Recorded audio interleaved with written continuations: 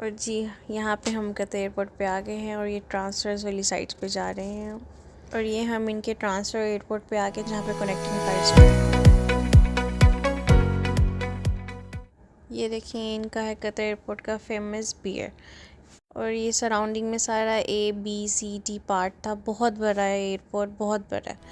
आप मतलब मैंने 10 घंटे लगा के देखा। और ये देखिए, मॉल की शॉप्स, कार्स वगैरह सब कुछ। एंड इधर ही मेरी बेटी ने देखा अपनी अट्रैक्शन की जगह, प्ले एरिया। सो अभी उसकी आप हैप्पीनेस चेक कीजिएगा। ये देखें, डांस करती भागती हुई जा रही है कि उसको प्ले एरिया मिल गया और वो बहुत खुश हो चुकी थी। बच्चे हैं, बच्चों को एक्टिविटीज़ मिल जाएं ऐसी तो क्या ही बात है। और ये देखें, इतनी खुश खुश घूम रही है कि भाई क्या ही अचीवमेंट मिल गई इसको अपनी लाइफ की। फिर हम गए आगे, एयरपोर्ट देखी जा रहे हैं, लाइक एक्सप्लोरिंग एयरपोर्ट। यहाँ पे मैं फूड कोर्ट देख रही थी कि मुझे कुछ खाने को मिल जाए, कोई अपनी पसंद का। कुछ ऐसा तो पसंद नहीं आ रहा था, तो फिर मैंने कहा चलो अब खाना है तो चलो KFC खा लो। तो फिर उसके बाद मैं KFC लेने चली गई और इसको प्ले खोल दिया। तो फिर हमने KFC खाया। भूख लगी हुई थी तो पहले मैंने कहा KFC खा लें और बाकी का एयरपोर्ट हम बाद में एक्सप्लोर कर लेंगे। तो ये KFC खाने के बाद फिर हम लोग निकले और ये देखें कि इतना अच्छी तरह से उन्होंने डिज़ाइन सारा सेटअप किया हुआ है इस एयरपोर्ट पे। बहुत कुछ था देखने के लिए, बहुत कुछ था एक्सप्लोर करने के लिए यहाँ पे ना।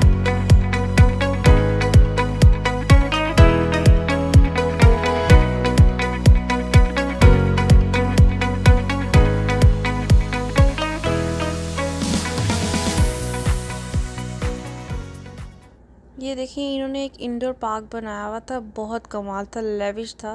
लाइक वहाँ पे मैं काफ़ी टाइम बैठी हुई रही थी और बहुत मज़े का सूथिंग, मतलब like I can't explain, like बहुत कमाल था। बहुत मज़े की जगह थी यहाँ पे। जैसे आप देख रहे हैं, बहुत बड़ी, मतलब इन्होंने बहुत ज़्यादा एक ना ह्यूज इन्होंने एक सेटअप रेडी किया हुआ था ये। तो मुझे तो बहुत अच्छा लगा यार ये एयरपोर्ट, बहुत अच्छा घूमने के लिए। इतना ही टाइम फ़्लाइट का हो, वेट करना, आपका वेटिंग आवर्स इतने ज़्यादा हो तो फिर तो आप बहुत अच्छे से एक्सप्लोर कर सकते हो। जैसे कि अब देखिए आप कटर एयरपोर्ट का DJ।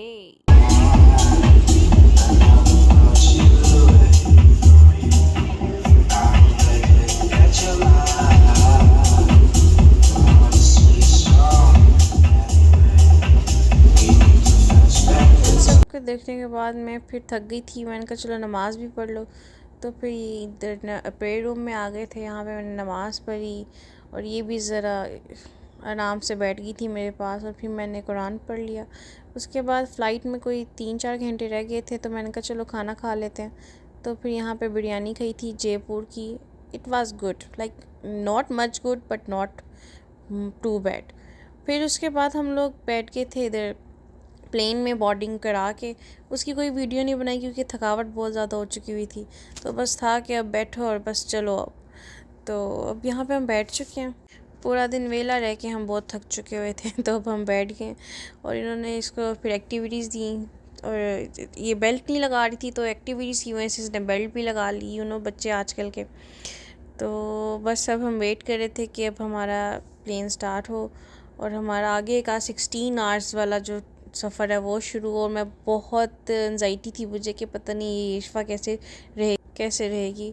बट बहरहाल वो सो चुकी हुई थी और यहाँ पे खाना आ गया था तो मैंने कहा चलो मील एंजॉय करो, और ये सो गई थी। तो फिर उसके बाद मैं भी ऑन एंड ऑफ सोती रही और फिर मैंने उठ के चाय ले ली। फिर थोड़ा बंदा जो थकावट फ़ील कर रहा होता है वो चाय से ज़रा दूर हो जाती है। चाय तो चाय है ना। फिर इसके बाद मैंने दोबारा चाय ली थी और फिर उन्होंने हमें खाना सर्व किया। 3 to 4 टाइम्स उन्होंने हमें मील सर्व की थी, बट मैंने 1 टाइम की स्किप कर दी थी और क्योंकि मैं सो रही थी तो इसलिए मैंने कहा नहीं, मैंने नहीं ले ली। और यहाँ पे हम लोगों को आएगा ऑलमोस्ट 10-11 आवर्स हो चुके हुए थे एयरप्लेन पे।